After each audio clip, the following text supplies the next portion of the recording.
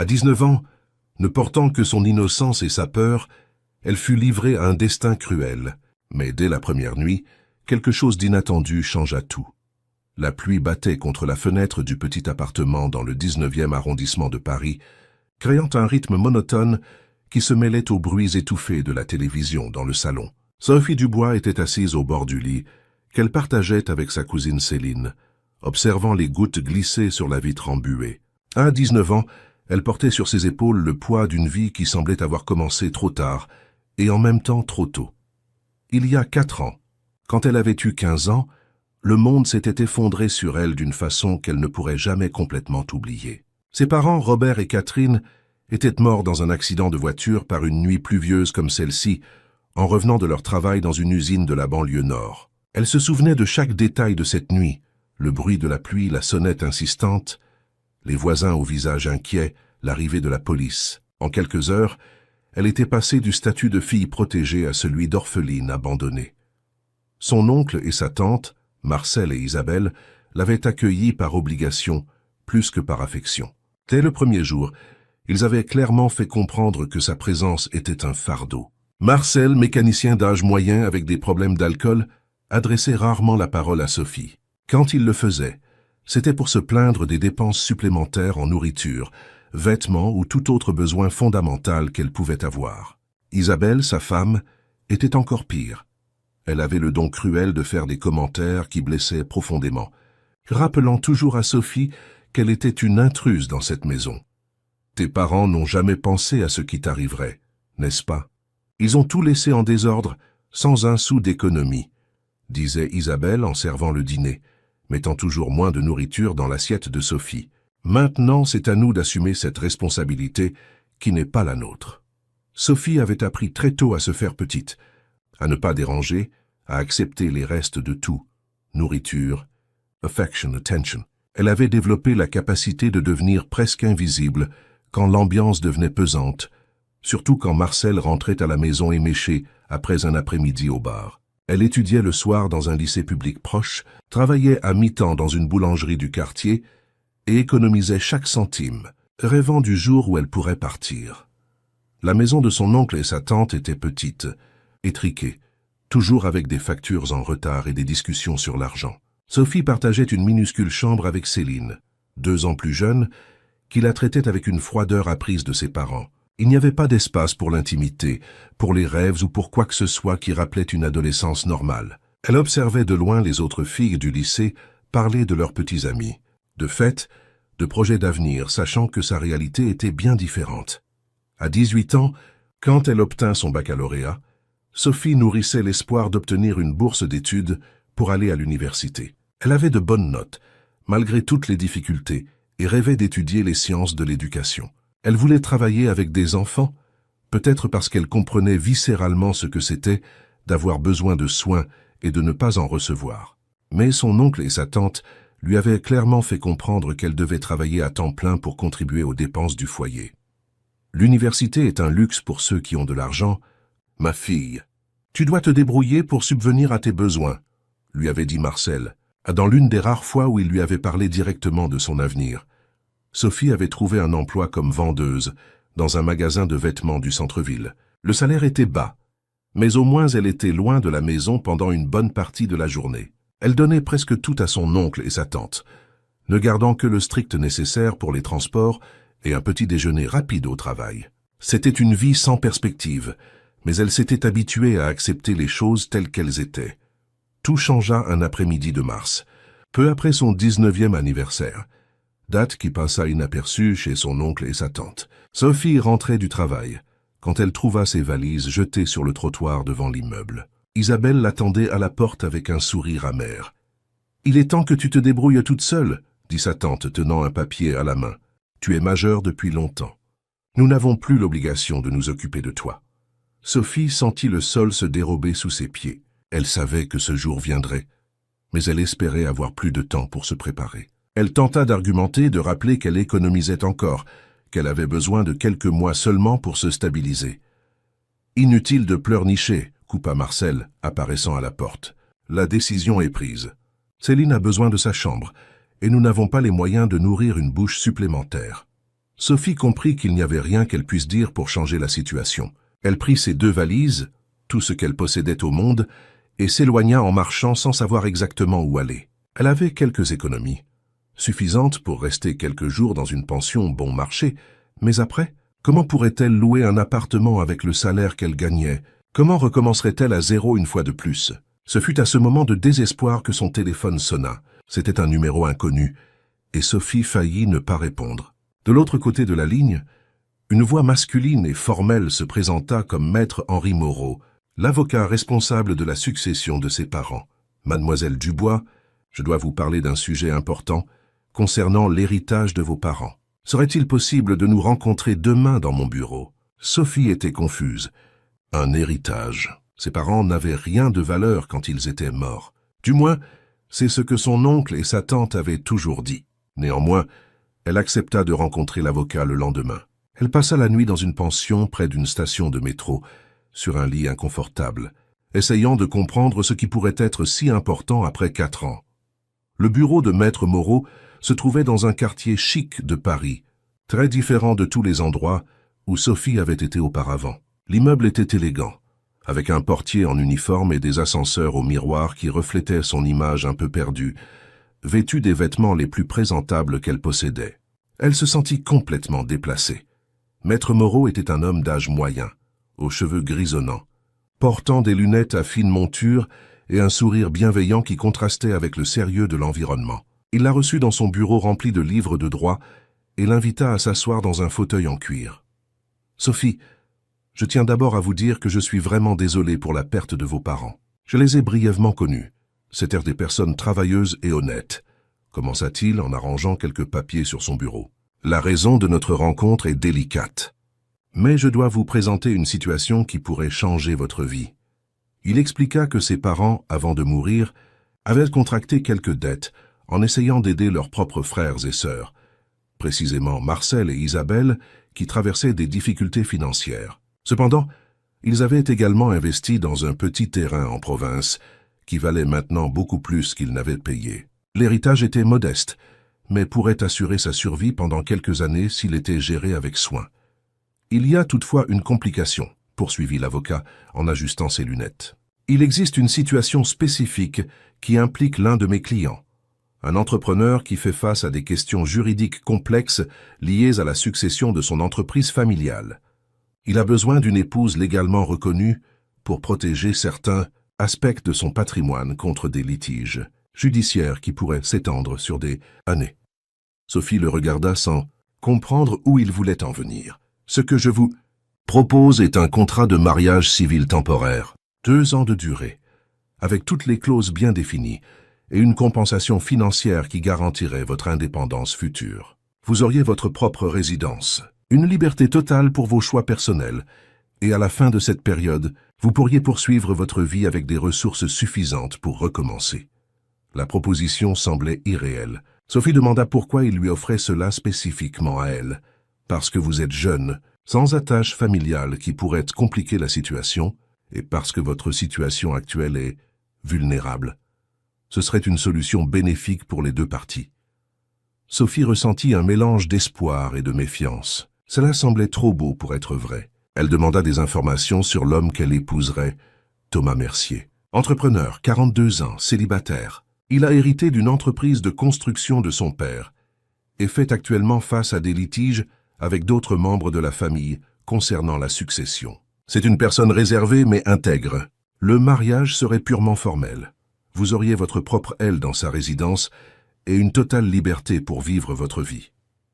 Maître Moreau lui remit un document à analyser. Le contrat était détaillé, précisant qu'il n'y aurait pas de véritables obligations conjugales, qu'elle recevrait une allocation mensuelle généreuse et qu'à la fin des 2 ans, elle aurait droit à une somme qui équivalait à plus d'argent qu'elle n'en avait vu de toute sa vie. « J'ai besoin de temps pour réfléchir, » dit Sophie, encore en train de digérer tout cela. « Bien sûr, mais ne tardez pas trop.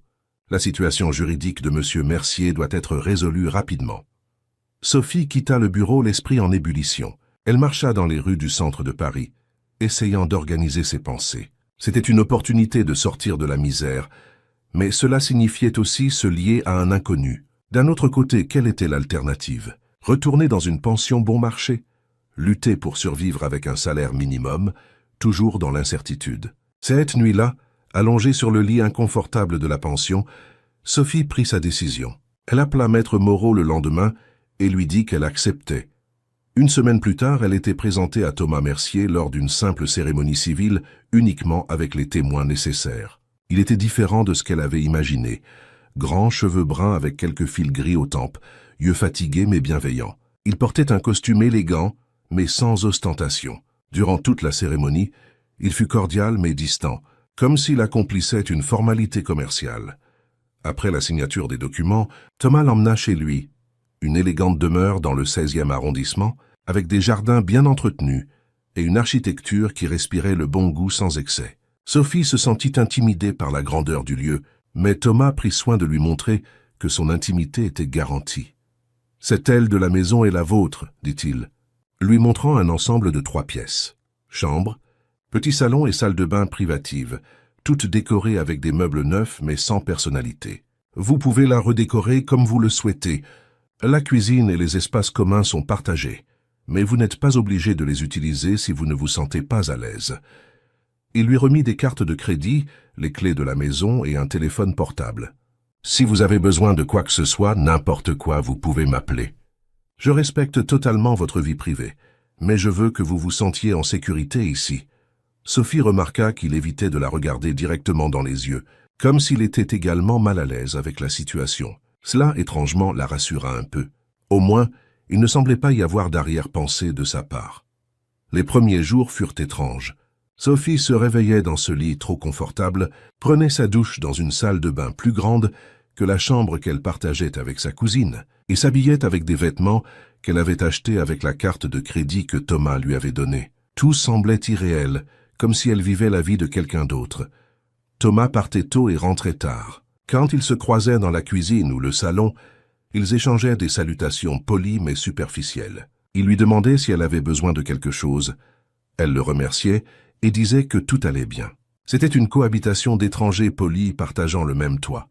Sophie découvrit que Thomas avait une routine stricte. Il se réveillait à 5h30, faisait de l'exercice dans une salle de sport aménagée au sous-sol de la maison, prenait son petit déjeuner seul en lisant des journaux papier et partait travailler. Il revenait généralement après 9h du soir, dînait seul en vérifiant ses emails sur sa tablette et se retirait dans sa chambre, à l'étage supérieur. Peu à peu, Sophie commença à remarquer de petits détails sur l'homme qu'elle avait épousé. Il aimait le jazz. Il y avait toujours de la musique douce qui jouait dans les espaces communs quand il était à la maison. Il lisait beaucoup. Il y avait des livres éparpillés dans la maison, pas seulement sur les affaires, mais des biographies, des romans, des livres d'histoire. Il cuisinait le week-end. Sophie l'avait découvert en se réveillant un samedi matin avec l'odeur du pain français grillé dans la cuisine. À la fin de la 2e semaine, elle décida de briser un peu la glace. C'était dimanche matin. Thomas était dans la cuisine en train de préparer du café et Sophie descendit pour boire de l'eau. « Bonjour », dit-elle hésitante. « Bonjour, Sophie. Vous avez bien dormi ?»« Oui, merci. » Elle hésita un moment. « Je peux vous poser une question ?» Thomas la regarda semblant légèrement surpris. « Bien sûr. Pourquoi avez-vous accepté cette situation? Je veux dire, il doit y avoir d'autres façons de résoudre vos problèmes juridiques. » Thomas resta silencieux un moment, remuant lentement son café. « Honnêtement, parce que c'est plus simple ainsi. Ma famille est compliquée. Mes frères pensent qu'ils savent mieux gérer l'entreprise que moi, et un mariage légalement reconnu me donne certaines protections dont j'ai besoin en ce moment. Et cela ne vous dérange pas d'être marié à une parfaite inconnue? Cela vous dérange d'être marié à un parfait inconnu? » Sophie sourit pour la première fois depuis son arrivée. Touchée. Thomas esquissa également un sourire, le premier qu'elle voyait de lui. « Pour être honnête, je pensais que ce serait plus difficile. Vous êtes respectueuse, vous. N'essayez pas d'envahir mon espace ou de feindre une intimité qui n'existe pas. Peut-être parce que je ne veux pas non plus être envahi, » répondit Sophie. Ils restèrent, silencieux quelques secondes, s'évaluant l'un l'autre. Ce fut le premier moment où ils se regardèrent vraiment comme des personnes, pas comme des parties d'un contrat. « Voulez-vous prendre un café avec moi ?» demanda Thomas. « J'en ai fait trop. » Sophie accepta et ils s'assirent à la table de la cuisine. Ce ne fut pas une conversation profonde, mais ce fut le début de quelque chose de différent. Thomas lui demanda ses projets, si elle pensait étudier quelque chose maintenant qu'elle avait plus de temps. Sophie mentionna son rêve de faire des études en sciences de l'éducation. Pourquoi les sciences de l'éducation? Parce que j'aimerais prendre soin d'enfants qui ont peut-être besoin d'attention, répondit-elle, sans entrer dans les détails de sa propre enfance. Thomas sembla comprendre qu'il y avait plus d'histoire derrière cette réponse, mais n'insista pas. Au lieu de cela, il suggéra qu'elle recherche quelques universités et qu'il pourrait l'aider avec les inscriptions si elle le souhaitait. Quand Sophie remonta dans ses appartements ce matin-là, elle ressentit quelque chose qu'elle n'avait pas éprouvé depuis longtemps. La sensation que peut-être les choses pourraient bien se passer. Elle ne savait pas exactement à quoi s'attendre de ces 2 années, mais pour la première fois depuis qu'elle avait quitté la maison de son oncle et sa tante, elle ne se sentait pas complètement seule au monde.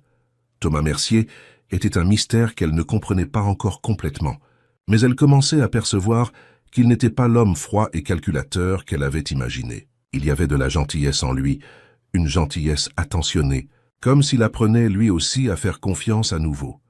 Sophie se coucha ce soir-là en pensant que peut-être ce contrat étrange était plus qu'une solution financière. Peut-être était-ce une chance de découvrir qui elle était vraiment quand elle n'essayait pas simplement de survivre. Les semaines suivantes apportèrent une routine étrange, mais pas inconfortable. Sophie se réveillait plus tard que Thomas, prenait son petit déjeuner seule dans la vaste cuisine, puis sortait pour découvrir la ville d'une manière qu'elle n'avait jamais pu auparavant. Pour la première fois de sa vie, elle avait le temps et l'argent pour explorer des musées, des parcs, des librairies. C'était une liberté nouvelle et presque effrayante. Thomas continuait à partir tôt et à rentrer tard, mais les rencontres fortuites dans la cuisine devinrent plus fréquentes. Il commença à laisser le journal sur la table pour elle, toujours plié à la page culture, comme s'il savait qu'elle s'intéressait davantage aux expositions et aux événements qu'à l'économie. Sophie remarquait ces petits gestes, qui semblaient réfléchis mais jamais commentés. Un jeudi matin, Sophie était dans le salon en train de lire quand elle entendit des voix altérées provenant du bureau de Thomas. La porte était fermée, mais les tons indiquaient clairement une dispute. Elle essaya de ne pas prêter attention, mais la voix de Thomas sonnait tendue, différente du calme qu'il montrait toujours. « Je ne vais pas renoncer au contrôle de l'entreprise, Philippe. Papa m'a laissé aux commandes pour une raison, » l'entendit-elle dire. La réponse de l'autre côté vint sur un ton agressif, mentionnant quelque chose à propos d'un mariage arrangé et d'une protection artificielle du patrimoine. Sophie sentit son estomac se nouer. Elle savait qu'elle faisait partie d'une stratégie juridique, mais entendre être qualifiée de protection artificielle lui fit plus mal qu'elle ne l'aurait pensé. Quand la discussion se termina et qu'elle entendit la porte s'ouvrir, Sophie fit rapidement semblant d'être concentrée sur son livre. Thomas apparut dans le salon avec un visage tendu, la cravate desserrée, passant sa main dans ses cheveux dans un geste de frustration qu'elle n'avait jamais vu. « Désolé si le bruit vous a dérangé, » dit-il, semblant sincèrement embarrassé. « Ne vous inquiétez pas. »« Tout va bien ?» demanda Sophie, fermant son livre. Thomas hésita, comme s'il décidait combien révéler. Problèmes familiaux. Mes frères pensent qu'ils savent diriger l'entreprise mieux que moi. Et c'est le cas. La question prit Thomas par surprise. Il la regarda un moment avant d'esquisser un sourire fatigué. C'est une question dangereuse à poser à un homme en crise. C'est peut-être exactement pour cela qu'elle doit être posée. Thomas s'assit dans le fauteuil en face d'elle, quelque chose qu'il n'avait jamais fait auparavant. Réponse honnête. Je sais que je suis bon dans ce que je fais. L'entreprise a grandi de 40% depuis que j'ai pris la présidence, mais il n'arrivait pas à accepter que le fils cadet soit responsable.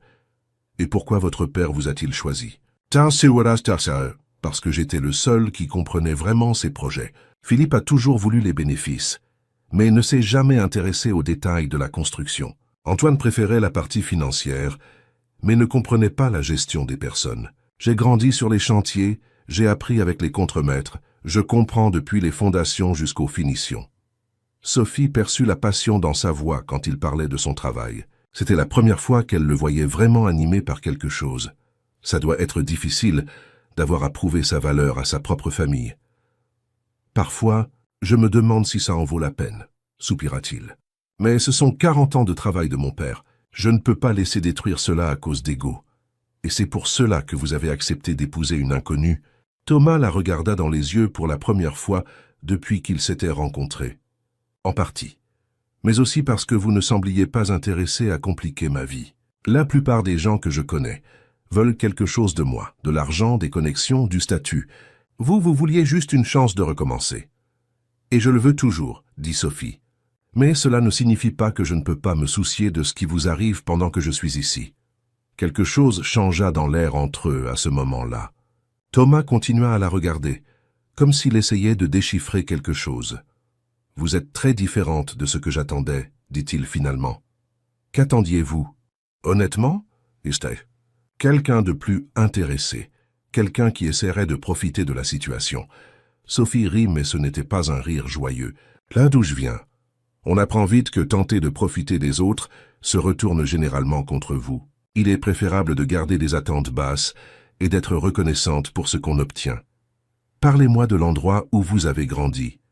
Sophie hésita. Elle n'aimait pas parler du passé. Mais il y avait quelque chose dans la façon dont Thomas avait demandé, sans pression, qui la fit réfléchir. Le 19e arrondissement. Famille ouvrière jusqu'à ce que mes parents meurent. Ensuite, maison d'un oncle et d'une tante qui ne me voulaient pas. Rien de très différent de millions d'autres histoires. Mais c'est votre histoire, dit Thomas gentiment. Et j'imagine qu'elle est plus compliquée que ce que vous me dites. Sophie se leva, se sentant trop exposée. Tout le monde a ses complications. Certaines personnes ont juste plus de chance pour y faire face. Thomas n'insista pas, mais elle sentit qu'il avait compris qu'il y avait des couches plus profondes dans cette histoire. Quand elle monta dans ses appartements ce soir-là, Sophie réalisa que quelque chose avait changé entre eux. La conversation avait créé une intimité qui n'existait pas auparavant, une sensation qu'ils pourraient peut-être être de vrais amis. Le week-end suivant, Thomas fit quelque chose d'inattendu. Il frappa à la porte de sa chambre le samedi matin et lui demanda si elle aimerait l'accompagner à une exposition d'architecture au centre culturel. Sophie accepta, plus par curiosité que par intérêt réel pour le sujet. L'exposition portait sur l'architecture durable française et Sophie fut surprise par les connaissances de Thomas sur le sujet. Il expliquait les concepts techniques de façon simple, montrait des détails qu'elle n'aurait jamais remarqués seule. Il y avait une passion authentique dans sa façon de parler de construction, de la manière dont les bâtiments pouvaient améliorer la vie des gens. Mon père disait toujours que construire, ce n'est pas seulement ériger des murs, dit Thomas tandis qu'ils observèrent la maquette d'un ensemble d'habitations. C'est créer des espaces où les gens vont vivre leur vie, créer des souvenirs, rêver leurs rêves. C'est une grande responsabilité, observa Sophie. Oui, et c'est pourquoi ça me dérange tant quand mes frères traitent l'entreprise comme s'il s'agissait simplement de chiffres sur un tableur. Ils déjeunèrent dans un restaurant proche du centre culturel. C'était la première fois qu'ils sortaient ensemble. Et Sophie fut surprise de la façon dont la conversation coulait naturellement. Thomas lui demanda ses lectures, ce qu'elle pensait étudier, ses projets pour l'avenir. Ce n'étaient pas des questions intrusives, mais elles démontraient un intérêt sincère. « Avez-vous réfléchi davantage aux sciences de l'éducation » demanda-t-il alors qu'ils partageaient un dessert. « J'y ai pensé. J'ai même recherché quelques universités. Mais parfois je me demande si j'ai vraiment le profil pour travailler avec des enfants. Pourquoi pas ?» Sophie remua son café, essayant de trouver les mots justes, parce que je n'ai pas eu une enfance normale. Comment puis-je enseigner des choses que je n'ai jamais vécues? Peut-être exactement pour cette raison vous comprenez ce dont certains enfants ont besoin, dit Thomas doucement. Tous les enfants ne viennent pas d'une famille structurée. Certains ont besoin de quelqu'un qui comprenne ce que c'est de se sentir perdu. L'observation de Thomas la prit au dépourvu. Il y avait une sagesse là qu'elle n'attendait pas, une compréhension qui allait au-delà de l'évident. Ils rentrèrent à la maison en fin d'après-midi, et pour la première fois, Sophie eut l'impression de rentrer vraiment chez elle, pas simplement à l'endroit où elle était temporairement hébergée. Thomas l'invita à regarder un film dans la salle de télévision, quelque chose qu'ils n'avaient jamais fait ensemble. Ils choisirent un drame français des années 90, et Sophie fut surprise quand Thomas commenta la réalisation, les lieux de tournage, comment le cinéma national avait évolué. Il y avait des couches dans cet homme qu'elle découvrait encore. Pendant le film, elle l'observa discrètement. Thomas était détendu d'une façon qu'elle n'avait jamais vue auparavant, sans la posture rigide qu'il maintenait pendant la semaine. Il avait troqué son costume pour un jean et une chemise décontractée et semblait plus jeune, plus accessible. « Puis-je vous poser une question ?» dit Sophie pendant une pause du film. « Bien sûr. Avez-vous déjà été marié avant ? Pour de vrai, je veux dire. » Thomas éteignit la télévision et se tourna vers elle. « J'ai eu quelques relations sérieuses, mais je ne me suis jamais marié. Et vous ? » « Je n'ai jamais eu le temps pour des relations sérieuses. J'étais toujours en train de travailler ou d'étudier, essayant de me maintenir à flot. Ça n'a pas dû être facile. Ça ne l'était pas, mais ça m'a appris à être indépendante. Et maintenant, comment vous sentez-vous par rapport à tout ceci ?» Sophie réfléchit avant de répondre. « Étrangement en sécurité. Pour la première fois de ma vie, je ne m'inquiète pas de savoir où je vais dormir demain ou si j'aurai de l'argent pour manger. C'est libérateur, mais aussi un peu effrayant. » « Effrayant comment ? Parce que je ne sais pas quoi faire de cette liberté. J'ai passé tellement de temps à simplement survivre que je n'ai jamais appris à vraiment vivre. » Thomas la regarda avec une intensité qui la rendit nerveuse. Peut-être que c'est quelque chose que nous pouvons découvrir ensemble. Cette remarque créa une tension dans l'air que ni l'un ni l'autre ne savaient comment gérer. Sophie sentit son cœur s'accélérer, mais ne savait pas si c'était de nervosité ou d'autre chose. Thomas sembla avoir réalisé qu'il avait franchi une ligne invisible, car il changea rapidement de sujet. « Il se fait tard. Mieux vaut aller nous reposer. » Sophie acquiesça, mais en montant vers ses appartements, elle ne pouvait s'empêcher de penser à ce qu'il avait dit. Qu'ensemble, le mot résonnait dans sa tête de manière dangereuse. Dans les jours qui suivirent, les rencontres fortuites devinrent moins fortuites. Thomas commença à rentrer plus tôt du travail, et ils dînaient ensemble quelques fois par semaine. Les conversations portèrent sur tout et rien, livres, films, actualités, projets. Sophie découvrit que Thomas avait un humour sarcastique, qu'il aimait cuisiner les week-ends, qu'il avait un faible secret pour les documentaires sur l'histoire ancienne. Thomas découvrit que Sophie était plus intelligente et observatrice qu'elle ne le laissait paraître, qu'elle avait des opinions fortes sur la justice sociale, qu'elle rêvait non seulement d'être enseignante, mais peut-être un jour d'ouvrir une école dans un quartier défavorisé. L'attraction physique entre eux grandissait silencieusement. Sophie commença à remarquer comment Thomas ajustait sa cravate quand il était nerveux, comment ses yeux devenaient plus sombres quand il était concentré, comment ses mains étaient grandes et sûres quand il gesticulait en expliquant quelque chose. Thomas remarquait comment Sophie mordait sa lèvre inférieure quand elle réfléchissait, comment ses yeux brillaient quand elle parlait de ses rêves, comment elle avait l'habitude inconsciente d'écarter une mèche de cheveux de son visage. Mais ni l'un ni l'autre n'en parlait. Le contrat planait entre eux comme un rappel constant que tout cela avait une date d'expiration, que c'était basé sur la commodité, pas sur de véritables sentiments. Une nuit d'orage en avril, Sophie se réveilla au bruit du tonnerre. Elle avait toujours eu peur des orages depuis la nuit, où ses parents étaient morts. Elle essaya de se rendormir, mais la pluie battait fort contre les fenêtres, et les éclairs illuminèrent la chambre de façon effrayante. Elle décida de descendre faire une tisane dans la cuisine, pensant que Thomas serait endormi.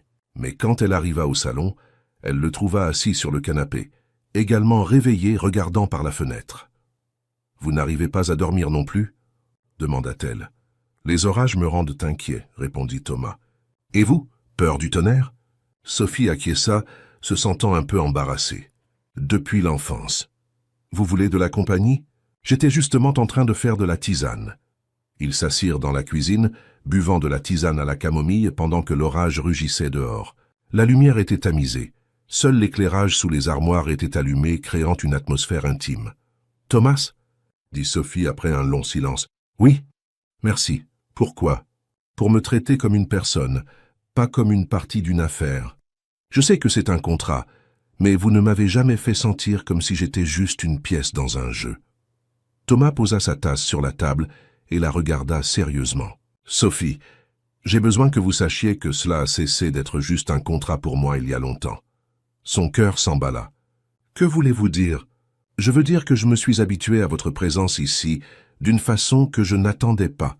Je veux dire que quand vous souriez, ma journée s'améliore. Je veux dire que quand vous parlez de vos rêves, je me surprends à imaginer comment ce serait de vous aider à les réaliser. » Sophie sentit l'air manquer dans ses poumons. « Thomas, je sais que cela complique tout. Je sais que ce n'était pas dans l'accord. Mais je ne peux pas prétendre que vous êtes juste mon épouse sur le papier. » Un éclair puissant illumina la cuisine, suivi d'un tonnerre qui fit sursauter Sophie. Instinctivement, Thomas tendit la main vers elle, et quand leurs doigts se touchèrent, tous deux sentirent la décharge électrique qui n'avait rien à voir avec l'orage dehors. « Je ne peux plus prétendre non plus, » murmura Sophie. Thomas se leva lentement et s'approcha d'elle. « Puis-je » Sophie acquiesça, et il toucha son visage doucement, comme si elle était faite de cristal. Quand leurs lèvres se rencontrèrent enfin, ce fut comme si toutes les barrières soigneusement construites entre eux s'effondraient d'un coup. Le baiser fut hésitant au début, puis plus urgent, chargé de toutes les tensions non dites des dernières semaines. Quand ils se séparèrent, tous deux étaient essoufflés. Sophie toucha ses propres lèvres, sentant encore le goût de lui. « Que faisons-nous maintenant » demanda-t-elle. « Je ne sais pas » répondit Thomas honnêtement. « Je sais seulement que je ne veux plus faire semblant que c'est juste une affaire. » L'orage continuait dehors, mais à l'intérieur de la cuisine, quelque chose de fondamental avait changé entre eux. Le contrat existait toujours, mais coexistait maintenant avec quelque chose de beaucoup plus dangereux et réel. Sophie savait qu'elle avait franchi une ligne sans retour, et pour la première fois de sa vie, elle ne se contentait pas de survivre. Elle se permettait de ressentir, de désirer, d'espérer quelque chose de plus. Thomas l'accompagna jusqu'au pied de l'escalier qui menait à ses appartements. Ils s'arrêtèrent là, se regardant, sachant que monter ces marches seuls ne serait plus jamais la même chose. « Bonne nuit. »« Sophie, » dit-il, sa voix rauque d'émotion. « Bonne nuit. »« Thomas !» Quand Sophie arriva dans sa chambre, son cœur battait encore la chamade. Par la fenêtre, elle voyait l'orage commencer à se calmer, mais en elle, un orage différent venait juste de commencer. Elle avait épousé Thomas par commodité, par nécessité, par manque d'options. Mais maintenant, elle tombait amoureuse de lui pour de vrai, et cela changeait absolument tout. Le lendemain matin apporta une étrangeté délicieuse. Sophie se réveilla, les lèvres encore frémissantes du souvenir du baiser de Thomas, le cœur battant chaque fois qu'elle se rappelait le moment où il avait touché son visage avec tant de délicatesse. Elle descendit à la cuisine plus tôt que d'habitude, anxieuse et nerveuse à l'idée de le rencontrer. Thomas était déjà là, préparant du café, comme il le faisait toujours. Mais il y avait quelque chose de différent dans sa posture. Quand il la vit entrer, leurs yeux se croisèrent un instant chargés des souvenirs de la nuit précédente, avant que tous deux ne détournent le regard soudain timide. « Bonjour, » dit Sophie, sa voix plus basse qu'elle ne l'avait voulu. « Bonjour, » répondit Thomas, lui servant du café dans une tasse qu'elle savait déjà être sa préférée. « Vous avez bien dormi après l'orage » La question avait des sous-entendus que tous deux comprenaient. Sophie accepta la tasse, ses doigts effleurant ceux de Thomas une seconde de plus que nécessaire. « Oui, merci. Et vous ?»« Pas vraiment, » admit Thomas avec un petit sourire. « J'ai réfléchi. »« À propos de... » Thomas hésita, remuant son propre café sans nécessité. « À la façon dont cela change les choses entre nous. » Sophie sentit son estomac se nouer. Regrettait-il? Avait-il réalisé que s'impliquer émotionnellement avec elle ne ferait que compliquer sa situation juridique? « Cela change ?» demanda-t-elle, essayant de garder une voix neutre. Thomas la regarda directement pour la première fois depuis qu'elle était entrée dans la cuisine. « Sophie, j'ai passé la nuit entière à essayer de trouver un moyen de revenir en arrière, de faire comme si rien ne s'était passé. Mais je n'y arrive pas, et je ne veux pas y arriver. » Le soulagement qu'elle ressentit fut si intense qu'elle dut s'appuyer au comptoir. « Moi non plus, je ne veux pas faire comme si rien ne s'était passé. » Alors que faisons-nous? Comment gérons-nous cela? Sophie but une gorgée de café, gagnant du temps pour organiser ses pensées.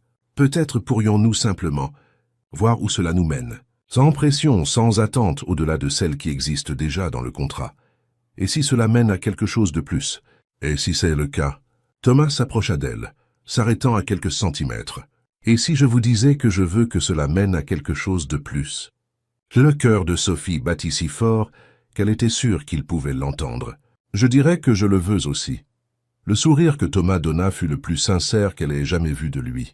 Il tendit la main, et quand elle la prit, il entrelaça leurs doigts. « Alors voyons où cela nous mène, » dit-il, portant la main de Sophie à ses lèvres pour déposer un baiser doux sur ses doigts. Les jours suivants furent une découverte constante. Thomas commença à rentrer plus tôt du travail, et ils se mirent à dîner ensemble tous les soirs. Les conversations devinrent plus intimes, plus révélatrices. Thomas raconta la pression qu'il ressentait pour maintenir vivant l'héritage de son père, comment parfois il se demandait s'il prenait les bonnes décisions. Sophie parla de ses peurs concernant l'avenir, de sa lutte contre le sentiment qu'elle ne méritait que les restes de la vie. « Vous ne réalisez pas à quel point vous êtes spécial, n'est-ce pas ?» dit Thomas un soir, alors qu'il se promenait dans le jardin après le dîner. « Comment ça ?»« La façon dont vous parlez de vouloir aider les enfants défavorisés. La façon dont vous traitez tout le monde avec respect, de Madame Leroy qui nettoie la maison jusqu'au gardien de l'immeuble. La force que vous avez eue pour survivre à tout ce que vous avez traversé et pourtant garder votre gentillesse intacte. » Sophie s'arrêta de marcher et le regarda. « Thomas, je suis sérieux. Vous êtes extraordinaire et vous ne vous en rendez même pas compte. » C'était la première fois que quelqu'un la faisait se sentir comme si elle valait quelque chose pour qui elle était, pas seulement pour ce qu'elle pouvait apporter. Thomas l'embrassa la même, au milieu du jardin avec plus d'intensité que la première fois. Quand ils se séparèrent, Sophie savait qu'elle était éperdument amoureuse. Une semaine plus tard, Thomas suggéra qu'elle s'inscrive au concours d'entrée en sciences de l'éducation dans une université privée de qualité. « Je peux payer, » dit-il quand Sophie hésita. « Cela fait partie de notre accord. Que vous ayez accès à l'éducation, si vous le souhaitez. Mais ce n'était pas dans le contrat original. » « Beaucoup de choses n'étaient pas dans le contrat original, » répondit Thomas avec un sourire significatif. Sophie s'inscrivit et commença à fréquenter des cours préparatoires. Avoir à nouveau une routine d'études, avoir un objectif concret pour lequel travailler, lui fit se sentir plus elle-même qu'elle ne l'avait été depuis des années. Thomas manifestait un intérêt sincère pour ses progrès, s'informait des matières, l'aidait même en mathématiques, quand elle avait des difficultés. « Vous feriez un bon professeur », dit Sophie un soir où il lui avait expliqué un concept de physique qu'elle n'arrivait pas à comprendre. « Mon père disait toujours qu'enseigner est la meilleure façon d'apprendre, » répondit Thomas.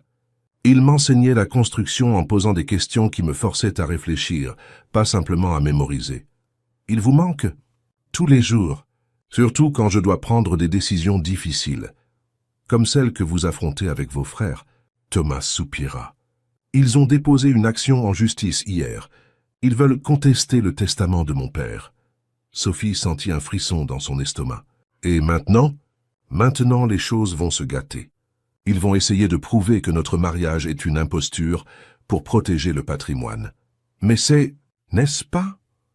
Demanda Sophie, confuse par ses propres sentiments. Thomas la regarda intensément. C'est comme ça que ça a commencé. Mais pensez-vous que ce qui existe entre nous maintenant est une imposture ? Sophie secoua la tête, mais l'anxiété persistait. Et s'ils arrivent à le prouver ? Qu'est-ce qui m'arrive ? Ah, rien ne vous arrivera. Je vous protégerai, quoi qu'il arrive. Mais la tranquillité de Thomas n'apaisa pas complètement les peurs de Sophie. Elle commença à se demander si ses sentiments étaient réels, ou si elle s'était convaincue qu'elle était amoureuse, parce qu'elle avait besoin de croire que cette situation avait un sens. Et si Thomas était simplement gentil, parce qu'il se sentait coupable de l'avoir impliqué dans tout cela? Les doutes s'intensifièrent quand Philippe, le frère de Thomas, se présenta à la maison un après-midi où Thomas était au bureau. Sophie ouvrit la porte et il se présenta avec un sourire qui n'atteignait pas ses yeux. « Vous devez être Sophie. Je suis Philippe, le frère de Thomas. » Il était plus petit que Thomas, avec des cheveux déjà complètement gris et un costume qui criait l'argent. Il y avait quelque chose de calculateur dans son regard qui mit immédiatement Sophie mal à l'aise. « Thomas n'est pas à la maison, » dit-elle, gardant la porte entr'ouverte. « En fait, je suis venu vous parler. À moi ? Puis-je entrer ? Juste 5 minutes. » Contre son meilleur jugement, Sophie le laissa entrer. Philippe regarda autour du salon avec une expression d'évaluation, comme s'il calculait la valeur de chaque meuble. « Vous savez que mon frère vous utilise, n'est-ce pas ?» dit-il sans préambule. « Je vous demande pardon. » Ce mariage n'est qu'une manœuvre juridique pour qu'il garde le contrôle de l'entreprise. Quand tout sera résolu, vous serez jeté comme un morceau de papier usagé. Sophie sentit son sang s'échauffer. « Je crois qu'il vaut mieux que vous partiez. »« J'essaye de vous aider, » continua Philippe. « Thomas est expert pour faire sentir aux gens qu'ils sont spéciaux quand il a besoin de quelque chose. Croyez-vous vraiment qu'un homme comme lui s'intéresserait sincèrement à une fille du 19e arrondissement sans éducation supérieure ?» Les mots frappèrent en plein dans les insécurités de Sophie. Elle savait que Philippe essayait de la manipuler, mais chaque mot faisait écho aux peurs qu'elle portait déjà. « Sortez de ma maison, » dit-elle, essayant de garder une voix ferme. « Votre maison ?» Philippe rit. Ma chère, vous vivez dans une illusion. Quand Thomas n'aura plus besoin de vous, vous retournerez d'où vous venez. Sophie ouvrit la porte et pointa vers l'extérieur. « Sortez, maintenant !» Philippe obéit, mais avant de partir, il laissa une carte sur la table. « Quand vous en aurez assez de vivre par charité, appelez-moi. Je peux vous faire une meilleure proposition. » Après son départ, Sophie resta à regarder la carte comme si c'était un serpent venimeux. Elle savait qu'elle devrait la jeter, raconter à Thomas cette visite. Mais les paroles de Philippe avaient semé des graines de doute qui commençaient à croître rapidement. Quand Thomas rentra ce soir-là, Sophie était étrange, distante. Il le remarqua immédiatement. Quelque chose s'est passé. Sophie hésita. « Votre frère Philippe est venu aujourd'hui. » Le visage de Thomas se ferma. « Que voulait-il me parler? » « De quoi ?» Sophie raconta la conversation, omettant seulement les détails les plus cruels des paroles de Philippe. Même ainsi, Thomas fut visiblement irrité. « Il essayait de vous manipuler, » dit Thomas. « C'est exactement le genre de choses que Philippe ferait. »« Mais s'il avait raison ?» demanda Sophie, exprimant les peurs qui la tourmentaient depuis l'après-midi. « Raison sur quoi ?»« Sur le fait que je vis une illusion. Sur le fait que vous me jetterez quand vous n'aurez plus besoin de moi. » Thomas s'approcha d'elle et prit doucement ses épaules. « Sophie, regardez-moi. » Elle leva les yeux à contre-cœur. « Pensez-vous vraiment que je ferai semblant de tout cela? Les dîners, les conversations, les baisers?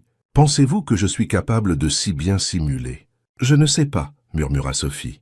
« Je ne sais plus ce qui est réel. » Thomas la tira dans ses bras et Sophie se laissa enlacer, essayant de trouver du réconfort dans sa chaleur. « Ce qui est réel, c'est ceci, dit-il, sa voix basse et intense. Ce qui est réel, c'est ce que je ressens quand vous souriez. Ce qui est réel, c'est comment ma journée s'améliore quand je rentre à la maison et vous vois étudier à la table de la cuisine. Ce qui est réel, c'est que je suis tombé amoureux de vous, Sophie, et ce n'était pas prévu dans aucun plan. » Sophie voulait y croire, voulait se permettre de sentir la sécurité de cette étreinte, mais les paroles de Philippe continuaient à résonner dans son esprit. « Et quand tout cela sera terminé ?» demanda-t-elle contre sa poitrine. « Quand le procès sera résolu et que vous n'aurez plus besoin d'être marié avec moi ?» Thomas s'écarta pour la regarder dans les yeux. « Qui a dit que je voulais que cela se termine ?» Le cœur de Sophie s'arrêta une seconde. « Que voulez-vous dire ?»« Je veux dire que ce contrat de 2 ans peut n'être que le début. Je veux dire que j'aimerais que vous restiez. Non pas parce que j'ai besoin d'une épouse sur le papier, mais parce que je vous veux dans ma vie. » Thomas l'embrassa alors, avec une urgence qui transmettait toute l'intensité de ses sentiments. Sophie répondit, essayant de se perdre dans la sensation, essayant de faire taire les voix de doute dans son esprit. Mais quand ils se séparèrent, elle était encore troublée. « J'ai besoin de temps pour réfléchir, » dit-elle. Thomas acquiesça bien qu'elle puisse voir l'inquiétude dans ses yeux. « Tout le temps dont vous avez besoin. » Cette nuit-là, Sophie dormit à peine. Son esprit était en guerre entre ce qu'elle ressentait pour Thomas et les peurs que Philippe avait amplifiées. Pour la première fois depuis son arrivée, elle se demanda si elle avait pris la bonne décision en acceptant ce contrat. Le lendemain, Thomas essaya d'agir normalement, mais il y avait une tension dans l'air que tous deux ressentaient. Pendant le petit déjeuner, il mentionna qu'il devrait voyager pour affaires pendant quelques jours. « C'est un chantier à Lyon qui a des problèmes. Je dois y aller personnellement pour résoudre la situation. » Sophie acquiesça, essayant d'ignorer la sensation qu'il mentait, qu'il voulait peut-être simplement s'éloigner d'elle pour réfléchir. « Quand revenez-vous ?»« Vendredi. Ce ne sont que 3 jours. » Après le départ de Thomas, Sophie se retrouva seule dans la maison pour la première fois depuis son arrivée. Le silence lui fit réaliser à quel point elle s'était habituée à sa présence, au petit bruit qui indiquait qu'elle n'était pas seule au monde. C'est alors qu'elle trouva la carte de Philippe dans le tiroir où elle avait essayé de la cacher. Par impulsion, elle composa le numéro. « Sophie, ravi que vous appeliez, » dit Philippe quand il répondit. « Vous avez changé d'avis sur notre conversation. Quel genre de proposition avez-vous » demanda-t-elle, se détestant pour faire cela. « Rencontrons-nous pour en discuter. Je connais un café discret au centre-ville. » 1 heure plus tard, Sophie était assise à une table au fond d'un petit café, attendant l'arrivée de Philippe. Quand il apparut, il portait une pochette de documents. « Vous avez fait le bon choix, dit-il, s'asseyant en face d'elle. Mon frère peut être très convaincant quand il veut quelque chose. »« Que voulez-vous de moi ?» demanda directement Sophie. « Des informations. Des détails sur votre mariage.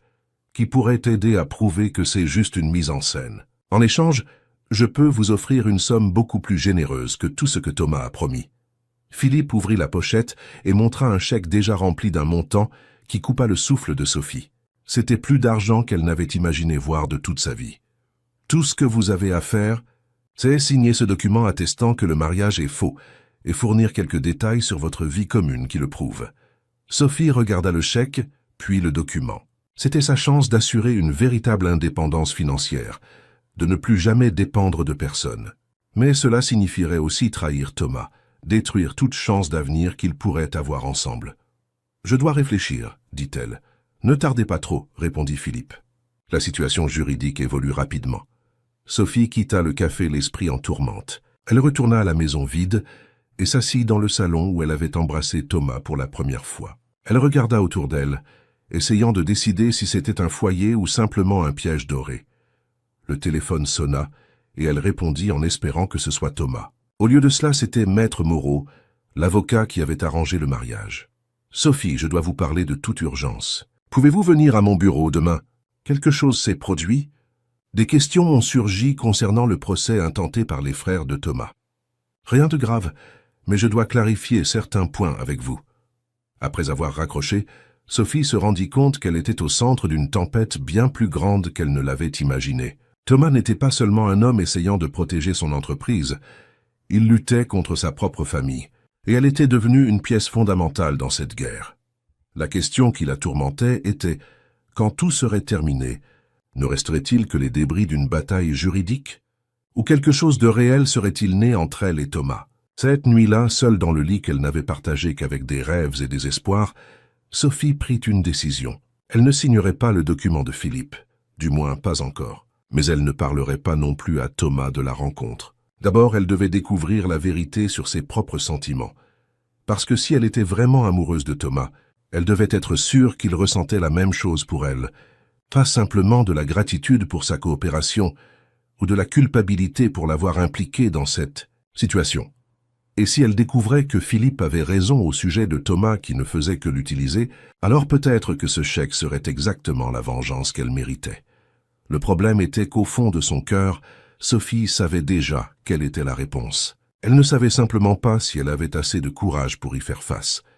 Sophie se réveilla le lendemain matin, l'estomac noué d'anxiété. Le rendez-vous avec Maître Moreau était fixé à 10 heures, et elle n'arrivait pas à imaginer ce que l'avocat pourrait vouloir. Elle enfila un chemisier discret et la jupe la plus formelle qu'elle possédait, essayant de paraître plus confiante qu'elle ne l'était. Le bureau de Maître Moreau était plus animé que la première fois. Des secrétaires couraient d'un côté à l'autre avec des piles de documents. Les téléphones sonnaient sans cesse, et il y avait une énergie d'urgence dans l'air qui rendit Sophie encore plus nerveuse. « Sophie, merci d'être venue si rapidement, » dit Maître Moreau l'accueillant dans son bureau. Il semblait fatigué, avec des cernes profondes et une cravate légèrement de travers. « Asseyez-vous, s'il vous plaît. Je dois vous faire comprendre la gravité de la situation. » Sophie s'installa dans le fauteuil en cuir, les mains légèrement moites. « Que se passe-t-il? » Les frères de Thomas ont engagé un cabinet d'avocats très agressif. Ils tentent non seulement de contester le testament, mais aussi de prouver que votre mariage est frauduleux à des fins de protection patrimoniale. Et c'est un crime? Ça peut l'être. S'ils parviennent à prouver qu'il y a eu collusion pour frauder des créanciers ou manipuler des questions successorales, vous et Thomas pourriez faire face à des poursuites pénales. Sophie sentit son sang se glacer dans ses veines. Mais nous n'avons rien fait d'illégal, n'est-ce pas? Maître Moreau ajusta ses lunettes nerveusement. Techniquement, non. Le mariage est légal et valide, mais la motivation derrière peut être remise en question, surtout si nous ne parvenons pas à démontrer qu'il existe une relation authentique entre vous. Comment ça? Ils vont essayer de prouver que vous ne vivez pas comme un vrai couple. Ils vont enquêter sur votre vie, chercher des preuves que vous dormez dans des chambres séparées, que vous n'avez pas de véritable intimité, qu'il n'y a pas de démonstration publique d'affection. Sophie pensa aux dernières semaines, aux dîners romantiques, aux baisers, aux conversations intimes. Certainement, c'était une preuve suffisante d'une relation réelle. « Mais nous avons une relation réelle, » dit-elle, surprise par la conviction dans sa propre voix. Maître Moreau la regarda attentivement. « En êtes-vous sûre, Sophie? Parce que si vous avez le moindre doute, sur l'authenticité des sentiments impliqués, il vaut mieux me le dire maintenant. Nous ne pouvons pas être pris par surprise pendant une déposition. La question la prit au dépourvu. Elle avait passé des jours à se questionner exactement sur cela, mais quand elle fut forcée de répondre directement, elle découvrit qu'elle n'avait pas de véritable doute. « J'en suis sûre », répondit-elle fermement. « Je ne sais pas ce que Thomas ressent, mais moi, je suis vraiment tombée amoureuse de lui. » Maître Moreau prit quelques notes. « Et vous croyez qu'il partage ses sentiments ?» Sophie pensa aux paroles de Thomas la veille, à la façon dont il la regardait, dont il la touchait. « Oui, je le crois. Parfait. Parce qu'ils vont essayer de vous briser psychologiquement. Ils vont poser des questions personnelles, intimes, en essayant de trouver des contradictions dans vos réponses. Quel genre de questions? Sur votre intimité, sur les détails de votre vie domestique, sur les habitudes personnelles l'un de l'autre, sur vos projets d'avenir. » Sophie rougit, réalisant que sa relation avec Thomas en était encore à ses débuts. Ils ne s'étaient embrassés que quelques fois, dormaient encore dans des chambres séparées, étaient encore en train de se découvrir l'un l'autre. Et s'ils découvrent que nous n'avons pas encore d'intimité physique complète, cela peut être problématique, admit Maître Moreau. Mais ce n'est pas décisif. De nombreux couples prennent du temps pour développer une intimité physique, surtout dans des circonstances inhabituelles comme les vôtres.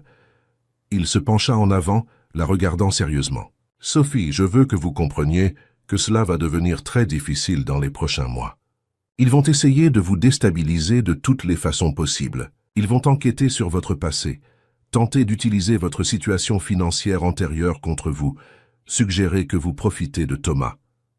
Mais ce n'est pas vrai. Je le sais et vous le savez. Mais ils vont essayer de semer des doutes dans l'esprit des juges et même dans l'esprit de Thomas. » Sophie pensa à la conversation avec Philippe, à la proposition qu'il avait faite. Était-ce le type de pression dont Maître Moreau parlait? Maître Moreau? Et si quelqu'un de la famille de Thomas essayait de me soudoyer pour témoigner contre lui? L'avocat fut immédiatement en alerte. Cela s'est-il produit? Sophie hésita, puis raconta la rencontre avec Philippe, omettant seulement le montant exact offert.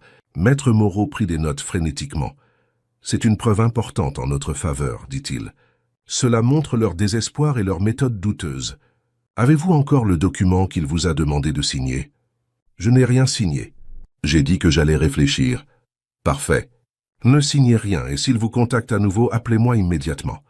Quand Sophie quitta le bureau, son esprit tourbillonnait. La situation était beaucoup plus grave qu'elle ne l'avait imaginé.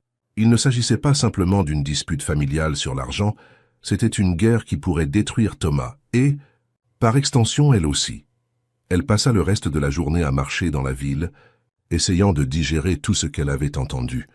Elle alla au jardin du Luxembourg et s'assit près du bassin, observant les familles avec de jeunes enfants jouant sur l'herbe. Elle pensa à son rêve de devenir enseignante, à la façon dont tout cela pourrait affecter ses projets d'avenir. Quand elle rentra à la maison, c'était déjà la fin de l'après-midi. La maison vide l'accueillit avec son silence oppressant, lui rappelant à quel point elle s'était habituée à la présence de Thomas.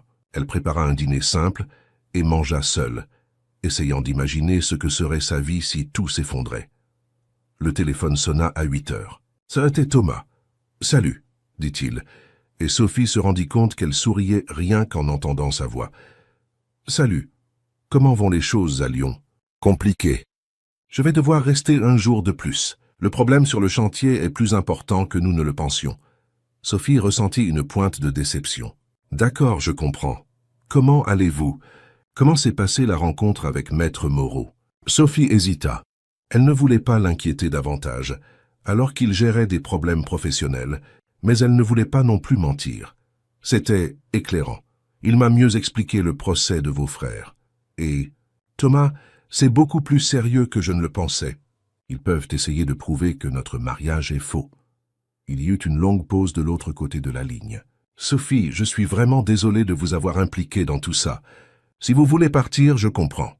Vous voulez que je parte? Non. La réponse vint rapide et ferme. Mais je ne veux pas que vous restiez par obligation ou par peur. Je veux que vous restiez parce que vous voulez rester. Je veux rester, dit Sophie, se surprenant à nouveau par sa propre certitude. Mais j'ai besoin que vous soyez honnête avec moi sur une chose. N'importe quoi. Quand vous dites que vous voulez que je reste, Est-ce parce que vous avez besoin de moi pour gagner ce procès ou parce que vous voulez vraiment construire quelque chose avec moi? La pause cette fois fut encore plus longue, et Sophie retint sa respiration. Sophie, j'ai besoin que vous sachiez qu'initialement, oui, j'avais besoin de vous pour des questions juridiques. Mais cela a changé il y a longtemps. Maintenant, j'ai besoin de vous pour des raisons complètement différentes. Quelles raisons? Parce que vous me donnez envie d'être une meilleure personne. Parce que quand je rentre à la maison et vous vois étudier à la table de la cuisine, j'ai l'impression d'avoir enfin un vrai foyer. Parce que quand vous souriez, j'oublie tous les problèmes que j'ai à résoudre. Sophie sentit des larmes se former dans ses yeux. Thomas, je suis amoureux de vous. Sophie, vraiment. Et si nous parvenons à surmonter toute cette confusion juridique, j'aimerais essayer de construire quelque chose de réel et durable avec vous. Même en sachant d'où je viens, même en sachant que je n'ai rien à offrir à part moi-même. Surtout pour cela, vous êtes la première personne dans ma vie qui se soucie de moi, pas de mon argent ou de ma position.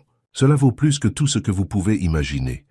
Après avoir raccroché, Sophie se sentit à la fois soulagée et terrifiée. Thomas avait confirmé ses sentiments, mais cela signifiait aussi qu'ils avaient beaucoup plus à perdre maintenant. Le lendemain matin, Sophie se réveilla déterminée. S'ils allaient essayer de prouver qu'elle et Thomas avaient une relation réelle, alors elle devait se comporter comme une véritable épouse. Elle passa la journée à réorganiser la maison, déplaçant certaines de ses affaires dans les espaces communs, créant des preuves d'une vie partagée. Elle décida également de faire quelque chose de spécial pour le retour de Thomas. Elle rechercha des recettes sur Internet et passa l'après-midi à préparer un dîner. Élaboré, elle voulait qu'il sache qu'elle investissait dans la relation autant que lui. Thomas arriva vendredi soir, l'air épuisé. Quand il entra dans la maison et sentit l'odeur de la nourriture, son visage s'illumina. « Qu'est-ce que c'est » demanda-t-il, trouvant Sophie dans la cuisine, portant un tablier qu'elle avait acheté spécialement pour l'occasion. « Bienvenue » dit-elle, s'approchant pour l'embrasser. C'était le premier baiser qu'elle initiait, et elle sentit Thomas sourire contre ses lèvres. « Vous m'avez manqué » dit-il quand ils se séparèrent, « vous aussi. » Pendant le dîner, Sophie raconta plus de détails sur la rencontre avec Maître Moreau et sur la proposition de Philippe. Thomas fut visiblement irrité contre son frère, mais félicita Sophie d'avoir refusé l'offre. « Merci de me faire confiance, dit-il. Merci de me donner des raisons de vous faire confiance. » Après le dîner, ils s'assirent dans le salon avec une bouteille de vin. Thomas semblait plus détendu que Sophie ne l'avait vu depuis des semaines. « Comment était Lyon » demanda-t-elle. « Nous avons résolu le problème sur le chantier, mais cela m'a fait réfléchir à certaines choses. » « Quel genre de choses ?»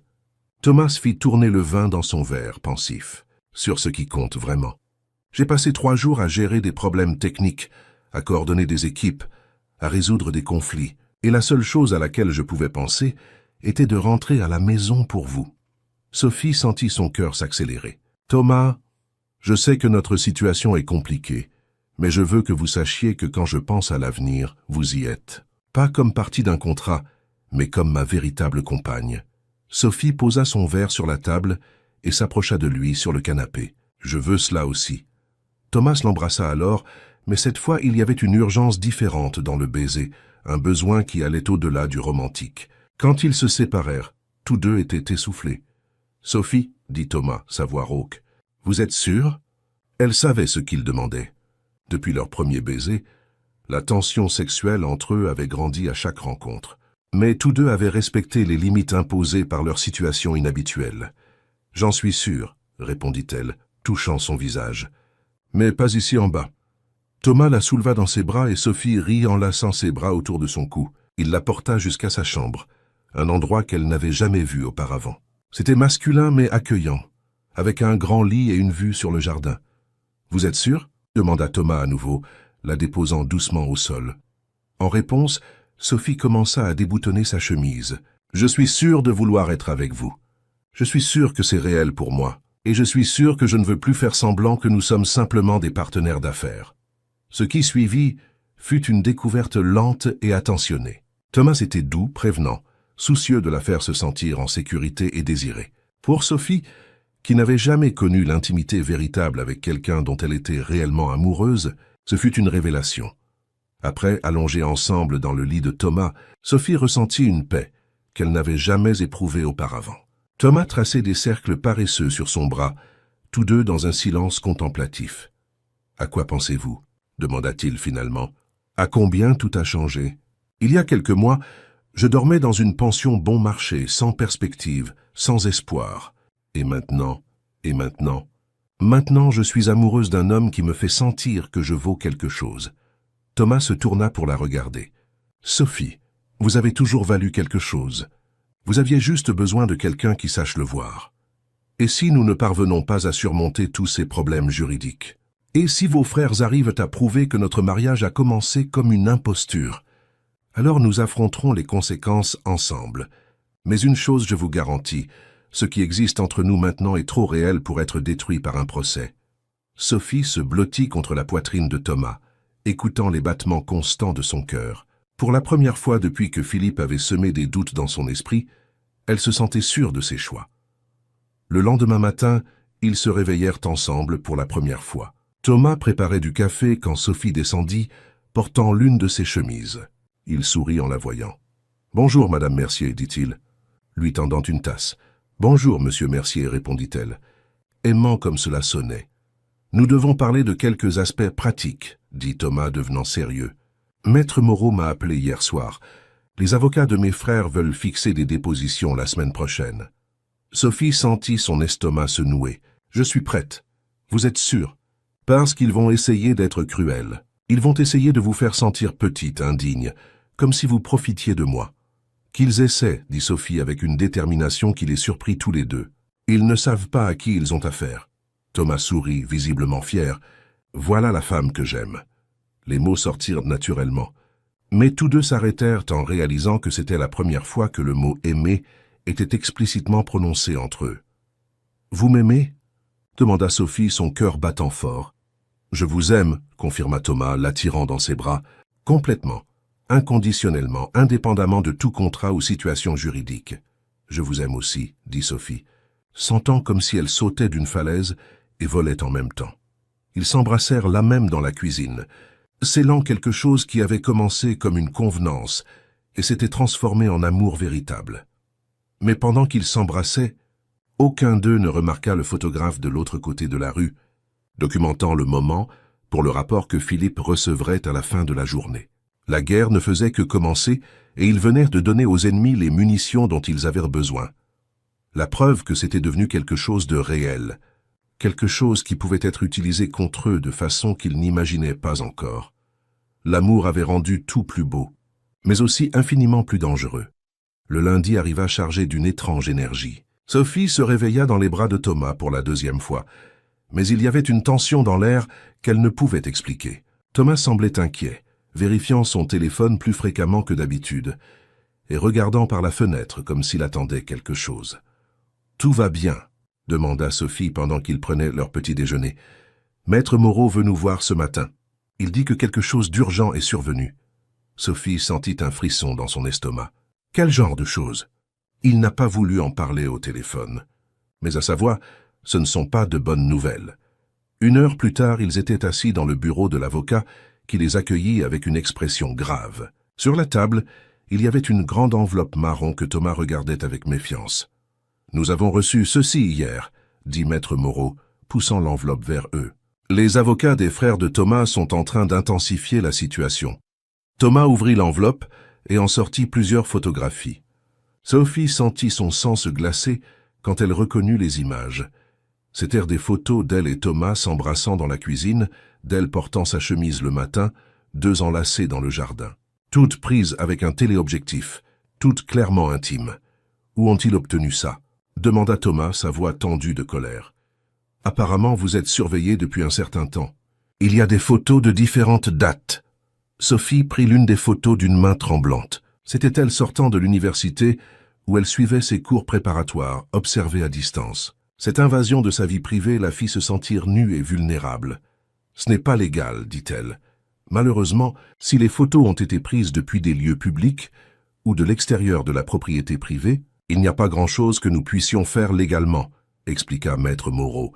Mais il y a une question plus grave ici. » Il sortit un autre document de l'enveloppe. « Ils prétendent que ces photos prouvent que vous avez développé une mise en scène plus élaborée pour soutenir la farce du mariage. Ils argumentent que les manifestations d'affection sont des performances, créées spécifiquement pour tromper les enquêteurs. C'est ridicule, explosa Thomas. Comment peuvent-ils suggérer que nos sentiments sont faux? Parce que maintenant, ils savent que vous avez des sentiments, et ils vont les utiliser contre vous, en argumentant que vous êtes suffisamment motivé pour maintenir la farce jusqu'au bout. Sophie regarda à nouveau les photos, se sentant violée. Alors notre amour est devenu une preuve contre nous? D'une certaine façon, oui. Ils vont argumenter que vous êtes des acteurs talentueux jouant des rôles. Thomas se leva et commença à faire les 100 pas dans la pièce. Je n'arrive pas à croire que nous en soyons arrivés là.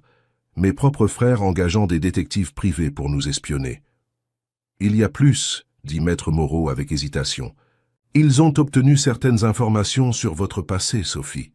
Sur la mort de vos parents, sur votre situation financière avant le mariage. Ils vont essayer de vous dépeindre comme quelqu'un de désespéré, en quête de sécurité financière. Sophie sentit des larmes brûler ses yeux. Et s'ils avaient raison? Et si, au fond, je m'étais simplement convaincu d'aimer Thomas parce qu'il m'a offert une vie meilleure? Thomas s'arrêta de marcher et s'agenouilla devant sa chaise. « Sophie, regardez-moi. » Elle leva les yeux à contre-cœur. « Savez-vous quelle est la différence entre nous et une mise en scène ?» demanda Thomas doucement. « La différence, c'est que lorsque vous dormez dans mes bras, vous murmurez mon nom dans vos rêves. La différence, c'est que quand je vous vois étudier, ma poitrine se gonfle de fierté parce que vous poursuivez vos rêves. La différence, c'est que quand nous nous disputons sur quel film regarder, c'est une vraie discussion entre personnes réelles avec des opinions différentes. » Sophie sourit à travers ses larmes. « Nous nous disputons à propos de films. Vous aimez les drames qui me font pleurer, et j'aime les films d'action que vous trouvez stupides. » C'est étonnamment vrai. Maître Moreau les observait avec un petit sourire. C'est exactement ce genre de détails intimes que nous devons utiliser en notre faveur. La connaissance réelle que vous avez l'un de l'autre, les petites choses que seuls les vrais couples connaissent. Il ouvrit un bloc-notes. Nous allons passer les prochaines heures à vous préparer pour les dépositions. Ils vont essayer de vous séparer psychologiquement, de vous faire douter l'un de l'autre et de vous-même. Les 3 heures suivantes furent intenses. Maître Moreau posa des questions invasives, personnelles, intimes, les préparant à ce qu'ils affronteraient. Quand on demanda à Sophie combien de fois ils avaient fait l'amour, elle rougit profondément, mais répondit honnêtement. Quand on demanda à Thomas quelles étaient les peurs intimes de Sophie, il sut répondre sur sa peur des orages, son insécurité concernant sa propre intelligence, comment elle mordait sa lèvre quand elle était nerveuse. « Vous vous connaissez bien pour un couple qui est ensemble depuis quelques mois seulement, » observa Maître Moreau. « C'est bon, mais préparez-vous à ce qu'ils essaient de discréditer même cela. » Le mercredi, Sophie eut sa déposition. Elle arriva au tribunal vêtue d'un tailleur bleu marine que Thomas avait insisté pour lui acheter, essayant de paraître plus confiante qu'elle ne l'était. Thomas ne pouvait pas être présent pendant la déposition, ce qui la rendit encore plus nerveuse. La salle était intimidante, avec une longue table où étaient assis 3 avocats qui la regardaient comme des prédateurs évaluant une proie. L'avocat principal, Maître Duval, était un homme d'âge moyen avec des lunettes épaisses et un sourire qui n'atteignait pas ses yeux. « Madame Mercier, » commença-t-il, en accentuant ironiquement le nom de famille. « Ou préférez-vous qu'on vous appelle Mademoiselle Dubois? »« Sophie conviendra, » répondit-elle, essayant de garder une voix ferme.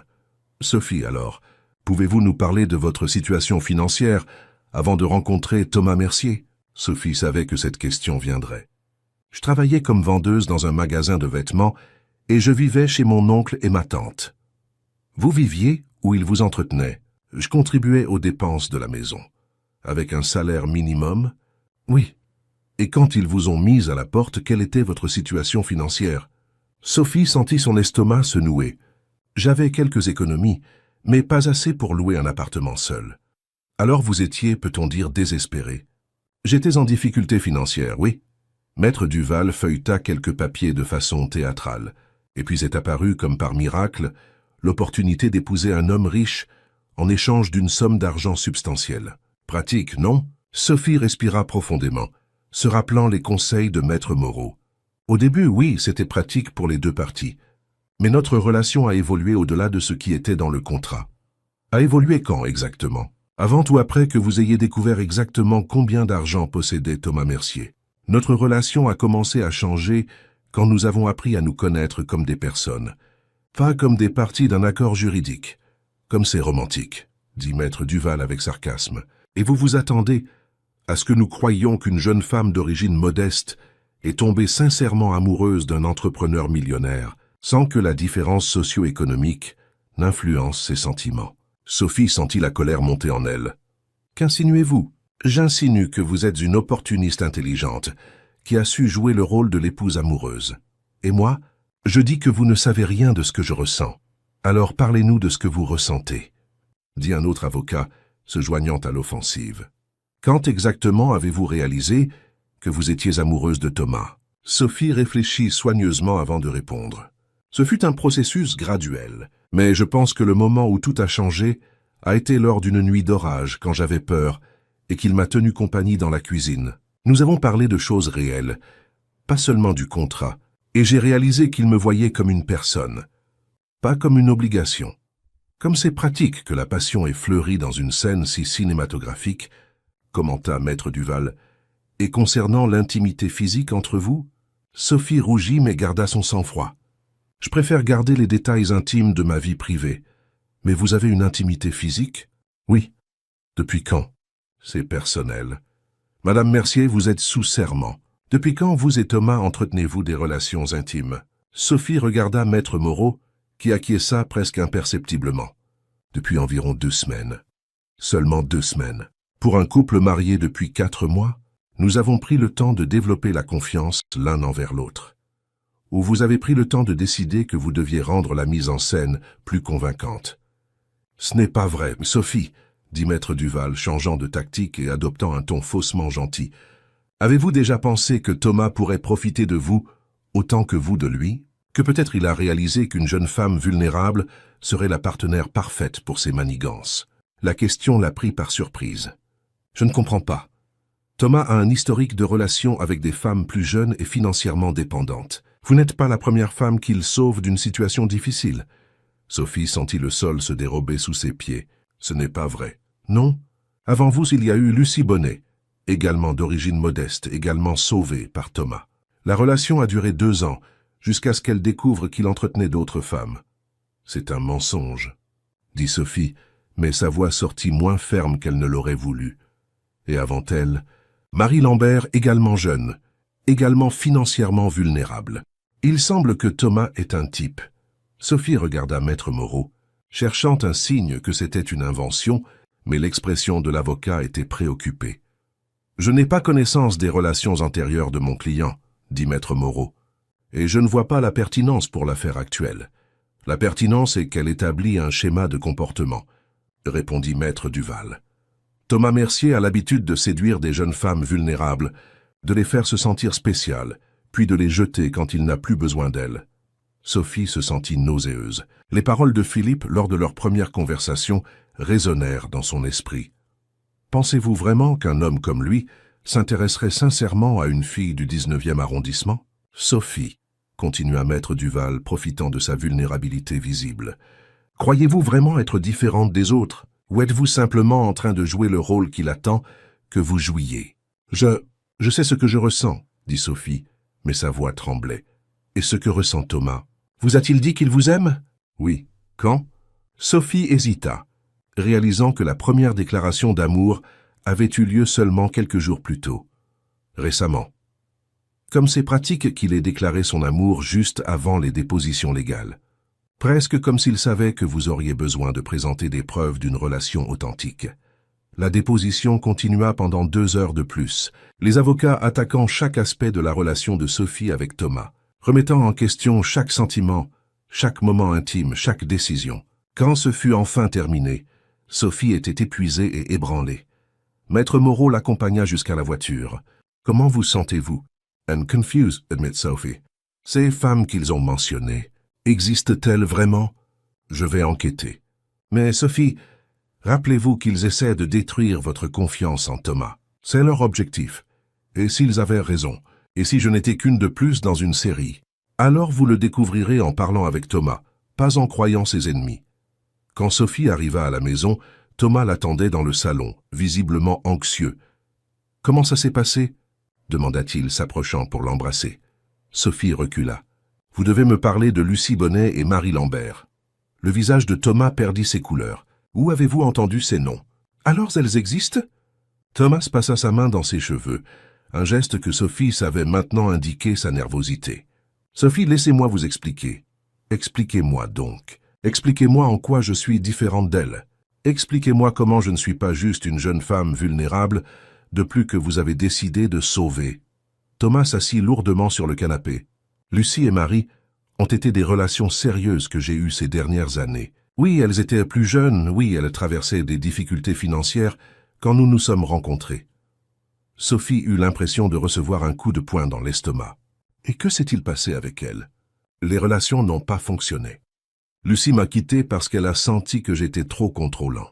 Marie parce qu'elle a découvert que j'avais du mal à m'engager émotionnellement. Et moi, suis-je juste la prochaine dans la file? Thomas se leva et essaya de s'approcher d'elle à nouveau. Sophie, vous êtes complètement différente. C'est ce que vous leur avez dit aussi? Non. La réponse vint avec force. Avec elle, j'ai toujours su que je gardais une distance émotionnelle. C'était pratique de les aider parce que ça me faisait me sentir mieux avec moi-même, mais je ne me suis jamais permis de tomber vraiment amoureux. Et avec moi, avec vous, je suis tombé amoureux avant même de m'en rendre compte. Avec vous, j'ai baissé toutes les gardes que je maintenais avec les autres. Avec vous, je veux un avenir, pas seulement un présent confortable. Sophie le regarda, essayant de distinguer la sincérité de la manipulation. Comment puis-je être sûr que je ne suis pas en train de me faire duper? Parce que vous me connaissez, dit Thomas, réussissant enfin à s'approcher d'elle. Vous savez quand je suis honnête et quand je cache quelque chose. Vous savez comment je me comporte quand je suis nerveux, quand je suis heureux, quand je suis amoureux. Thomas toucha son visage. Sophie, j'ai peur. De quoi? De m'illusionner. De tomber amoureuse d'un fantasme. Et si je vous disais que j'ai la même peur, que parfois je me réveille au milieu de la nuit, avec la peur que vous réalisiez que vous pouvez avoir une bien meilleure vie sans moi. Sophie le regarda dans les yeux, cherchant des signes de mensonge, mais ne trouvant qu'une vulnérabilité authentique. « Que faisons-nous » demanda-t-elle. « Nous continuons. Nous nous faisons confiance.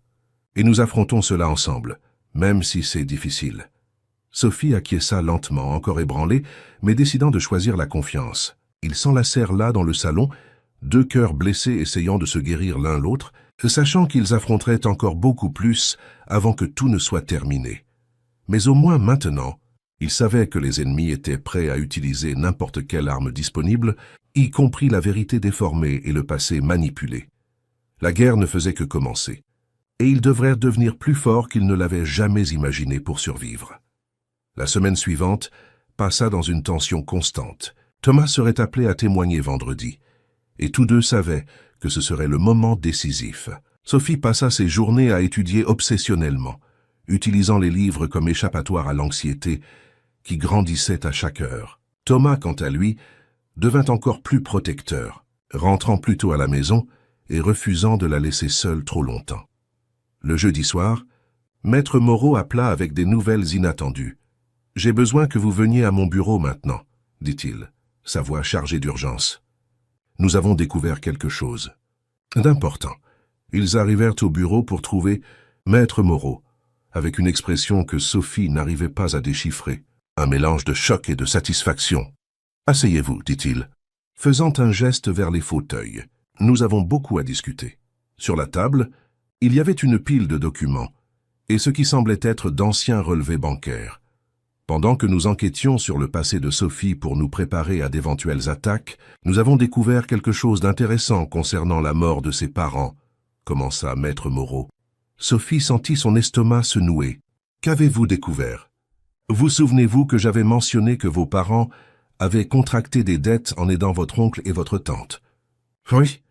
Eh bien, ces dettes n'étaient pas auprès de banques ou d'usuriers. Elles concernaient une entreprise de construction qui avait retardé les paiements aux sous-traitants. Vos parents, qui travaillaient dans une entreprise de construction plus petite, sont restés sans salaire pendant des mois. Thomas se pencha en avant. « Quelle entreprise ?» Maître Moreau le regarda d'un air significatif. « Mercier Construction. À l'époque encore sous la direction du père de Thomas, mais avec Philippe comme responsable des paiements. » Le silence qui suivit fut assourdissant. Sophie avait l'impression que le monde tournait trop vite. Vous êtes en train de dire que la famille de Thomas a une responsabilité dans la mort de mes parents. Je dis que vos parents sont morts en revenant d'une réunion où ils essayaient de négocier les arriérés de salaire.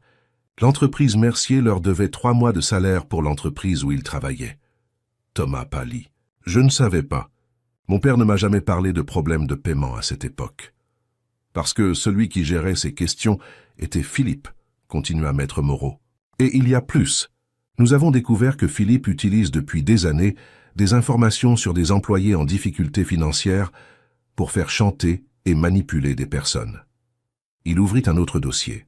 Lucie Bonnet et Marie Lambert, les ex-petites amies de Thomas qui ont été mentionnées lors de la déposition, toutes deux ont été approchées par Philippe après avoir rompu avec Thomas. Il leur a offert de l'argent en échange d'informations compromettantes sur Thomas.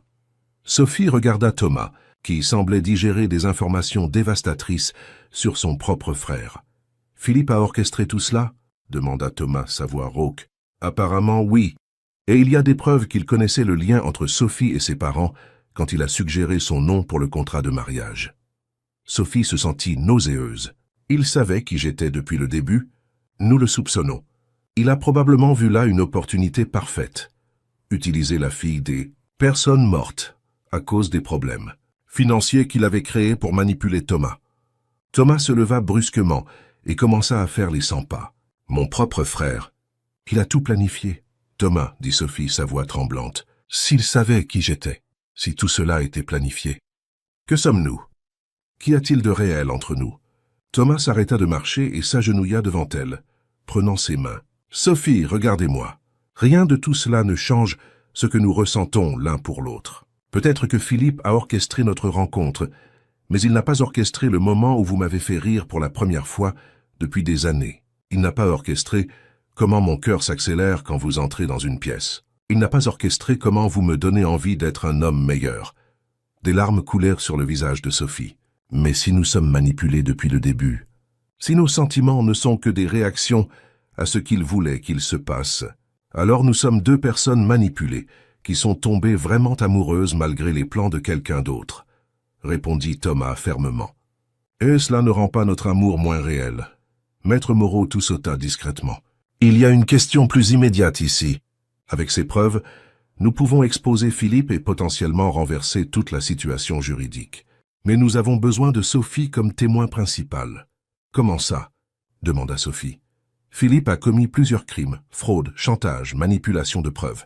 Si vous témoignez sur les approches qu'il a faites, sur la proposition de pot de vin, nous pouvons non seulement gagner l'affaire de la succession, mais aussi poursuivre Philippe au pénal. » Sophie regarda Thomas. « Cela signifierait exposer tout publiquement ?»« Cela signifierait la justice, » dit Thomas. « Pour vous, pour vos parents, et pour toutes les personnes que Philippe a manipulées au fil des ans. Et pour nous, qu'advient-il de notre mariage si tout cela est exposé ?» Thomas prit ses mains. « Que voulez-vous qu'il advienne de notre mariage ?» Sophie le regarda dans les yeux, y voyant la même vulnérabilité et le même espoir qu'elle ressentait. « Je veux qu'il soit réel. Totalement réel. »« Alors rendons-le réel, » dit Thomas. « Affrontons Philippe ensemble. Résolvons toute cette situation juridique. Et ensuite remarions-nous. De la bonne façon pour les bonnes raisons. » Le vendredi matin, Sophie se réveilla avec une détermination qu'elle n'avait pas ressentie depuis des mois. Elle mit son meilleur tailleur et se prépara à affronter non seulement la déposition de Thomas, mais aussi à confronter Philippe publiquement. Le tribunal était plus rempli que lors des occasions précédentes. La découverte des irrégularités de Philippe avait attiré l'attention sur d'autres cas similaires, et il y avait des journalistes présents. Thomas témoigna en premier. Contrairement au bombardement que Sophie avait affronté, les avocats de Philippe semblaient être sur la défensive. Thomas parla clairement de ses sentiments pour Sophie, de la façon dont leur relation avait évolué, des petits détails intimes que seuls les vrais couples connaissent. « Monsieur Mercier, » demanda Maître Duval, essayant de maintenir son agressivité, « ne trouvez-vous pas pratique d'être tombé amoureux de votre épouse contractuelle, justement quand vous aviez besoin de prouver que le mariage était réel ? Je trouve pratique d'avoir trouvé l'amour de ma vie quand je m'y attendais le moins, » répondit calmement Thomas. « Parfois, les meilleures choses de la vie commencent pour les mauvaises raisons mais deviennent justes par elles-mêmes. » Quand vint le tour de Sophie de témoigner à nouveau, cette fois comme accusatrice de Philippe, l'ambiance dans la salle changea complètement. Elle raconta la première approche de Philippe, la proposition de pot de vin, les tentatives de manipulation psychologique. Philippe, qui était présent dans la salle, devint visiblement nerveux quand Sophie produisit le document qu'il lui avait demandé de signer, un document qu'elle avait gardé comme assurance. « Madame Mercier, » dit le procureur public qui accompagnait maintenant l'affaire, « pouvez-vous nous parler de la proposition financière que Philippe Mercier vous a faite ?» Sophie respira profondément. « Il m'a offert 200 000 € pour signer un document falsifié attestant que mon mariage avec Thomas était frauduleux. » Un murmure parcourut la salle. Philippe se leva brusquement. « C'est un mensonge !» cria-t-il. « Elle invente ça pour protéger le frère qui m'a volé. »« Monsieur Mercier, veuillez vous asseoir, » dit fermement le juge. Sophie continua, sa voix gagnant en force. « Il m'a aussi dit qu'il connaissait d'autres cas similaires, qu'il avait des informations sur les ex-petites amies de Thomas qu'il pourrait utiliser contre lui. » Le procureur présenta alors les preuves que Maître Moreau avait découvertes, relevés bancaires, emails, enregistrements téléphoniques, qui prouvaient le schéma comportemental de Philippe. Quand fut révélé le lien entre Philippe et la mort des parents de Sophie, Thomas lui-même fut visiblement ébranlé. Il regarda son frère avec une expression d'horreur et de dégoût que Sophie n'avait jamais vue. « Philippe, » dit Thomas, se levant et faisant face à son frère, « tu savais qui elle était depuis le début, n'est-ce pas ?» Philippe essaya de garder son sang-froid, mais il était clairement désespéré. « Thomas, tu ne comprends pas. J'essayais de te protéger. Cette fille allait t'utiliser et te jeter. Tu as tué ses parents, » cria Thomas. « Ta cupidité, ton irresponsabilité avec les paiements des employés ont causé la mort de personnes innocentes. C'était un accident. Il conduisait pendant un orage. Il conduisait pendant un orage parce que tu les as forcés à sortir par une nuit dangereuse pour supplier pour l'argent qui était leur droit. » Sophie se leva alors, sentant une force venant de quelque part au fond d'elle-même. « Philippe, » dit-elle, sa voix claire et ferme, « vous pensez pouvoir détruire des familles, manipuler des gens, jouer avec la vie des autres et ne jamais en payer le prix ?» Elle s'approcha de lui, ignorant les protocoles juridiques. « Mes parents étaient des gens bons, travailleurs, qui voulaient seulement ce qui leur était dû. Vous les avez tués par votre cupidité. Et puis des années plus tard, vous avez essayé d'utiliser leur fille pour détruire votre propre frère. » Philippe la regarda avec haine. « Vous n'êtes qu'une opportuniste qui a profité de la culpabilité de mon frère. »« Non, » dit Sophie, sa voix résonnant dans la salle. « Je suis la fille de Robert et Catherine Dubois, qui sont morts à cause de vous.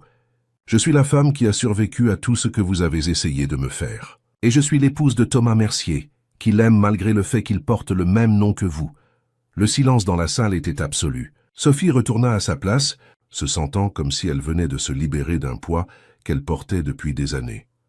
Le procès se termina 3 heures plus tard avec l'arrestation de Philippe pour de multiples accusations de fraude, chantage et manipulation de preuves.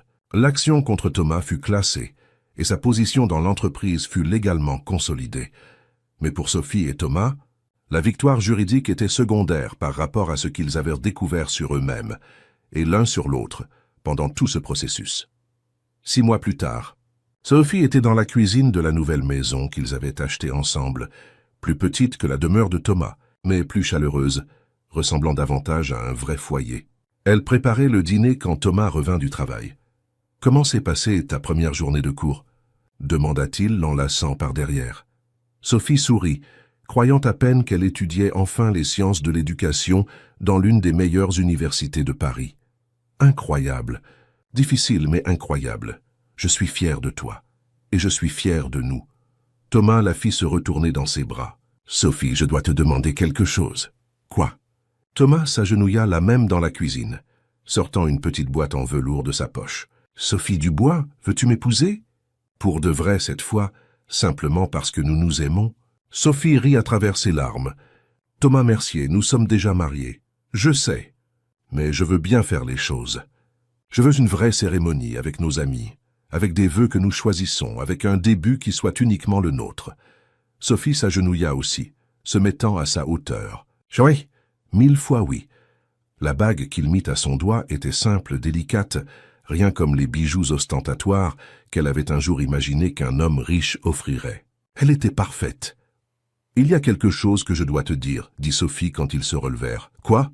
Je suis enceinte. » Thomas la regarda un moment en état de choc absolu, puis la prit dans ses bras et la fit tournoyer dans la cuisine, tous deux riant et pleurant en même temps. « Depuis quand le sais-tu » ? « 2 semaines. Je voulais être sûr avant de te le dire. » Thomas la posa par terre et toucha son ventre avec révérence. « Notre bébé va naître dans une vraie famille, avec des parents qui s'aiment vraiment. » « Thomas ? » ?»« Oui. Penses-tu que mes parents seraient fiers ?» Thomas l'embrassa doucement. « Je pense qu'ils seraient fiers de la femme forte et courageuse que leur fille est devenue. Je pense qu'ils seraient heureux de savoir qu'elle a trouvé quelqu'un qui l'aime exactement comme elle mérite d'être aimée. » 2 ans plus tard, Sophie était assise dans le jardin de la maison, observant Thomas pousser leur fille, Charlotte, sur la balançoire qu'il avait lui-même installée. La petite fille riait, ravie à chaque poussée, ses boucles brunes volant dans le vent. « Plus haut, papa, plus haut !»« Attention, Thomas !» cria Sophie, une main allant instinctivement vers son ventre où grandissait leur 2e enfant. « Elle n'a peur de rien. »« Elle tient ça de sa mère !» cria Thomas en retour, faisant un clin d'œil à Sophie. Sophie sourit, touchant son ventre arrondi. À 25 ans, elle avait une famille qu'elle n'avait jamais osé rêver. Une carrière qui l'épanouissait. Elle avait obtenu son diplôme et travaillait maintenant dans une école d'un quartier défavorisé, et un amour qui avait survécu à toutes les tempêtes. L'entreprise de Thomas prospérait sous sa gestion éthique, et il avait mis en place des politiques strictes de paiement et de traitement équitable des employés. Philippe purgeait une peine de 6 ans de prison, et il parlait rarement de lui. « Maman » appela Charlotte, courant vers elle quand Thomas la fit descendre de la balançoire. « Tu vas me raconter l'histoire de comment vous vous êtes rencontrés ?» Sophie attira sa fille sur ses genoux. « Encore ? Tu dois la connaître par cœur. »« Mais j'aime bien » insista Charlotte. Thomas les rejoignit sur le banc du jardin, passant son bras autour de Sophie. Il était une fois une princesse très courageuse qui ne savait pas qu'elle était princesse, commença-t-il, et un prince très têtu qui ne savait pas qu'il était perdu, continua. Sophie, et ils se sont rencontrés dans une situation très étrange, dit Thomas. Et au début, ils ne s'aimaient pas beaucoup l'un l'autre, ajouta Sophie. Mais ensuite, ils ont découvert qu'ils étaient parfaits l'un pour l'autre, termina Thomas, embrassant le front de Sophie. Et ils vécurent heureux pour toujours ? Demanda Charlotte. Sophie regarda Thomas, voyant en lui le même amour et la même admiration qu'elle ressentait le premier jour où elle avait admis être amoureuse de lui. « Ils vivent heureux pour toujours, » dit-elle, chaque jour en choisissant de s'aimer à nouveau. Alors que le soleil se couchait sur le jardin de la maison qu'ils avaient construite ensemble, Sophie réfléchit au voyage qui les avait amenés jusque-là. Cela avait commencé par le désespoir et la commodité, traverser des doutes et des manipulations, surmonter des tempêtes de suspicions et de peurs. Mais à la fin, l'amour avait triomphé non pas parce que c'était facile, mais parce qu'ils avaient choisi de se battre pour lui tous les jours. Ils avaient choisi de faire confiance quand il était plus facile de douter, choisi de pardonner quand il était plus facile de garder des rancœurs, choisi de construire quand il était plus facile de détruire. Sophie Mercier, elle avait légalement changé son nom après le second mariage, n'était plus la jeune fille effrayée qui avait accepté un contrat par désespoir. C'était une femme qui connaissait sa valeur, qui connaissait sa force, qui avait choisi son destin. Et à ses côtés se tenait l'homme qui avait appris que l'amour véritable n'était pas quelque chose qu'on achetait ou qu'on contractait, mais quelque chose qu'on cultivait jour après jour, choix après choix, moment après moment. Le contrat avait duré 2 ans. L'amour durerait pour toujours. Parce que certaines histoires d'amour commencent par un accord sur papier, mais les meilleures se terminent par un engagement du cœur qu'aucun document ne pourrait jamais contenir.